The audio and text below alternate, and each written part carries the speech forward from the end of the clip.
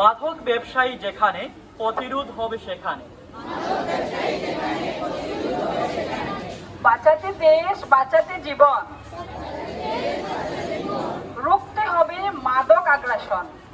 মাদকের অপব্যবহার রোধে সামাজিক আন্দোলন গড়ে তুলতে এবং শিক্ষা প্রতিষ্ঠানে গঠিত কমিটিগুলো কার্যকর করার ব্যবস্থা নিতে স্কুল কলেজ প্রধানদের নির্দেশ দিয়েছেন সরকার। সোমবার মাধ্যমিক ও উচ্চশিক্ষা অধিদপ্তরে এ সংক্রান্ত একটি নির্দেশনা জারি করে। নির্দেশনায় বলা হয়েছে, শিক্ষা মন্ত্রণালয়ের মাধ্যমিক ও উচ্চশিক্ষা বিভাগের আইন শৃঙ্খলা সংক্রান্ত উপদেষ্টা পরিষদ কমিটির 2025 সালের 17 জুন সপ্তম সভার কার্যবিবরণী অনুযায়ী মাদকের কুফল সংক্রান্ত প্রচারণা বৃদ্ধি, জনমানুষকে সম্পৃক্ত করে মাদকের বিরুদ্ধে সামাজিক আন্দোলন গড়ে তোলা এবং এ লক্ষ্যে শিক্ষা প্রতিষ্ঠানে গঠিত কমিটিগুলোর কার্যক্রম গতিশীল ও দৃশ্যমান করার সিদ্ধান্ত নেওয়া হয়।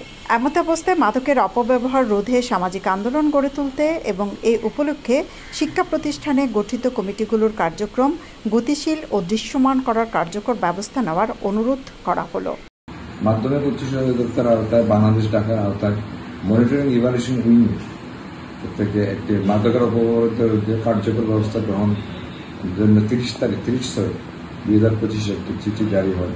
সেই চিঠিতে লেখা যে 17 জুনের সপ্তম সভার কার্যবিবরণী, শিক্ষা মন্ত্রণালয়ের কার্যবিবরণীতে অনুযায়ী মাদকের কুফল সংক্রান্ত প্রচারণা বৃদ্ধি, জনমানুষের সম্পৃক্তকরণ, মাদকের বিরুদ্ধে সামাজিক আন্দোলন গড়ে তোলার লক্ষ্যে শিক্ষা প্রতিষ্ঠানে কমিটি সমূহের কার্যক্রম গতিশীল করার জন্য এই হিসাবে সব মাধ্যমিক স্তরের স্কুল, সরকারি বেসরকারি কলেজ তা সবগুলো আওতায় আসবে। সেই হিসাবে আমি ইতিমধ্যে সমস্ত প্রতিষ্ঠানকে অবগত করে দিয়েছি, তারা কার্যকরী ব্যবস্থা নেবে। এর থেকে আমি মনে করি মাদকের কুফল সম্বন্ধে শিক্ষার্থীরা একটু অবগত হবে, ওয়াকিবল হবে, তা মাদক থেকে সরে আসতে তারা সক্ষম হবে। মাদক দ্রব্যের কুফল সম্বন্ধে জানার তাদের সক্ষমতা বৃদ্ধি হবে।